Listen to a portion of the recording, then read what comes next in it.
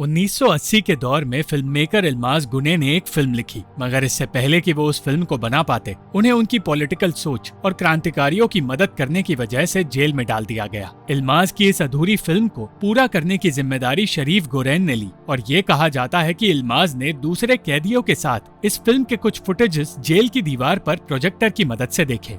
Film की shooting तो पूरी हो गई थी, मगर इस फिल्म को एडिट भी करना था और इसके लिए इल्माज ने खुद जेल से फरार होकर स्विट्जरलैंड में एडिटिंग पूरी की। मगर इस फिल्म को टर्की में ही बैन कर दिया गया क्योंकि फिल्म में उस देश के एक ऐसे हिस्से को दिखाया गया था जो हिस्सा कंट्रोवर्शियल है। ये कहानी है 1980 के दौर की, जब 5 कैदियों को कुछ वक्त के लिए जेल से बाहर जाने की इजाजत मिलने वाली थी। अपने घर से आई चिट्ठियां तो कई कैदियों को मिली, मगर परिवार से मिलने का मौका सिर्फ कुछ ही कैदियों को मिल रहा था और हर कोई इसी उम्मीद में था कि लिस्ट में उनका नाम आएगा। आजाद होने वाले कैदियों में 5 ऐसे लोग थे जिनकी कहानी हम इस फिल्म में देखेंगे। टर्की में उस दौरान कर्फ्यू लगाया गया था, इसलिए उन कैदियों को अपने घर लौटने के लिए घंटों तक इंतजार करना पड़ा। सैयद नाम का आदमी अपने शहर पहुंचने में कामयाब हुआ और उसकी माँ उसे देखकर बहुत खुश हुई, मगर उसे पता चला कि उसके पिता ने दूसरी शादी कर ली। उसे ये भी पता चला कि उसकी पत्नी जीना घर से भाग निकली है और उसने प्रोस्टिट्यूशन का काम शुरू कर दिया था।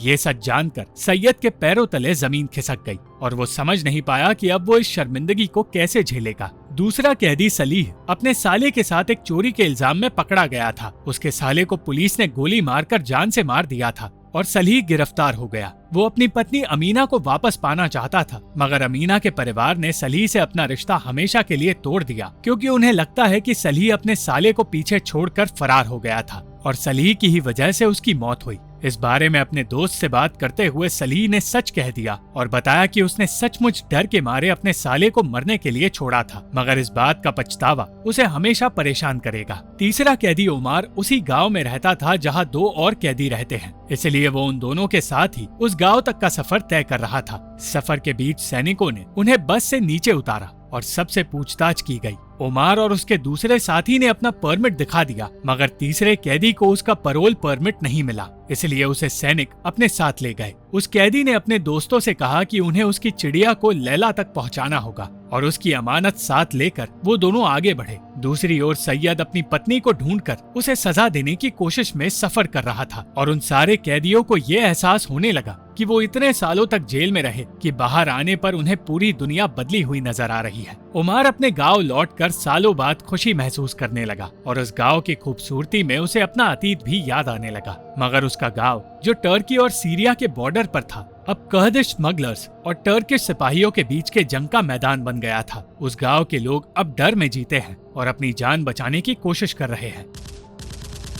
उमार ने फैसला कर लिया कि वो इस गांव से निकलेगा और बॉर्डर पार करके हमेशा के लिए आजाद हो जाएगा। दूसरा कैदी यूसुफ इसी उम्मीद में जी रहा था कि उसके दोस्त उसका काम पूरा करेंगे और सैयद इस उम्मीद में था कि वो अमीना को ढूंढकर उसे सजा दे पाएगा। किसी भी कैदी के लिए यह आजादी वैसी साबित नहीं हुई जैसा उन्होंने सोचा था और उमार यही सोचने लगा कि आखिर उसका परिवार ऐसे माहौल में कैसे जी पाएगा। वो ये जानकर हैरान हो गया कि उसका अपना भाई इस जंग का हिस्सा बन बैठा है और उसके पिता का मानना है कि वो कर्दिश लोगों की आजादी की लड़ाई लड़ रहा है। सैयद ट्रेन में सलीह से टकराया जो अपनी पत्नी से मिलकर उसे सच बताने के लिए सफर कर रहा था और उन दोनों ही दोस्तों का हाल इतना बुरा था कि उन्हें नींद तक नहीं आ रही थी। सैयद ने सलीह को बताया कि उसकी पत्नी अपने परिवार वालों के हाथ लग गई है, उन्होंने उसे बंदी बना लिया है और सैयद परिवार की इज्जत बचाने के लिए उसे वहां जाकर मारने वाला है। उसकी ये पूरी कहानी सुनकर सलीह ने सैयद को एक बार अपने फैसले के बारे में ठीक से सोचने के लिए कहा, मगर सैयद के दिल में अब पछतावे और नफरत के अलावा कुछ नहीं बचा था।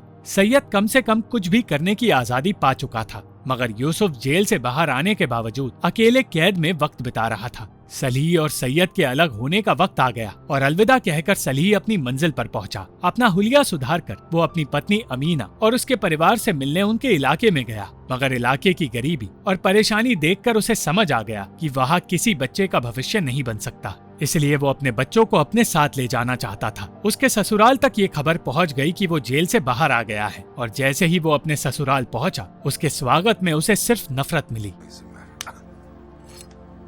अमीना और उसके बच्चे तो सलीह को देखकर खुश थे, मगर उन्हें भी उससे दूर कर दिया गया। अमीना के पिता ने कह दिया कि अगर वो सलीह के साथ गई तो उसका रिश्ता उस परिवार से हमेशा के लिए खत्म हो जाएगा। सलीह अमीना को पूरा सच बताना चाहता था, इसलिए जब उसने बताया कि वो सचमुच डर के मारे अमीना के भाई को छोड़कर भाग निकला था, तो अमीना भी उससे दूर होने लगी।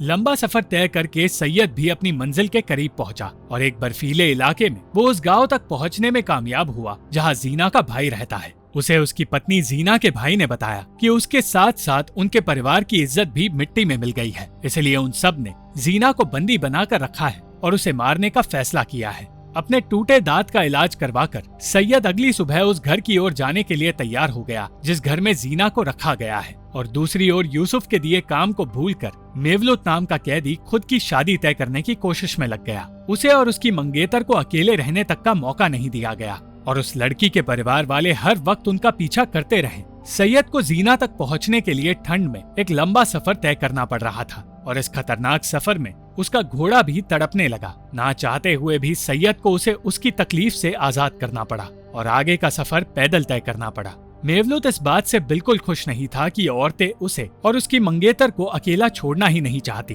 और वो समझ नहीं पाया कि दुनिया बदलने के बावजूद पिछड़ी हुई सोच क्यों नहीं बदल पा रही। एक लंबा चौड़ा भाषण देने के बाद वो किसी प्रोस्टिट्यूट के साथ वक्त बिताने निकल पड़ा और दूसरी ओर सलीह की पत्नी अमीना अपने घर से भाग निकली। वो अपने बच्चों के साथ सलीह के पास चली आई और सलीह के दिल का बोझ उतरने के साथ साथ उसे उसका परिवार भी फिर से मिल गया।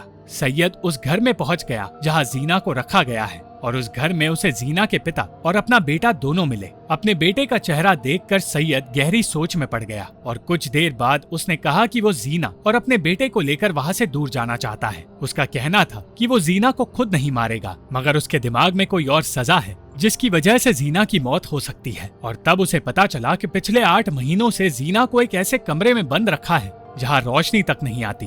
उसे सिर्फ एक रोटी और पानी दिया जाता है, जो कि एक जेल में बंद कैदी से भी बदतर सजा होती है। उसके रोने की आवाज को उसके पिता शैतान की आवाज कहने लगे, मगर जैसे ही सैयद जीना के सामने गया उसने जीना की सारी बातें सुनी। जीना का कहना था कि वो सैयद का इंतजार करती रही, मगर सैयद के परिवार वालों ने उसे घर से निकाल दिया। भूख ने उसे इतना तड़पाया और पैसों की कमी ने उसे इतना मजबूर कर दिया कि उसे जीने के लिए प्रोस्टिट्यूट बनना पड़ गया। सैयद अब भी उसे सजा देना चाहता था, इसलिए वो जीना को वहाँ से दूर उसी के भाई के घर ले जाने वाला था। उसी रात ट्रेन में सलीह और अमीना सालों बाद एक दूसरे के साथ वक्त बिता रहे थे और अपने आप को एक दूसरे से दूर नहीं रख पा रहे थे, मगर जैसे ही वो दोनों बाथरूम में गए, ट्रेन में मौजूद लोगों ने उन्हें पकड़ लिया। वो सब ये कहकर चिल्लाने लगे कि वो दोनों पापी हैं और एक घटिया हरकत कर रहे हैं। वो दोनों खून के प्यासे लोगों की उस भीड़ से तो बच निकले, मगर उन्हें शर्मिंदगी झेलनी पड़ी। सलीह ने समझाया कि वो सालों तक जेल में रहने की वजह से आज अपने आप को रोक नहीं पाया, मगर उसकी ये बात कोई समझना ही नहीं चाहता था। उन दोनों के बच्चों की वजह से उन्हें आजाद छोड़ दिया गया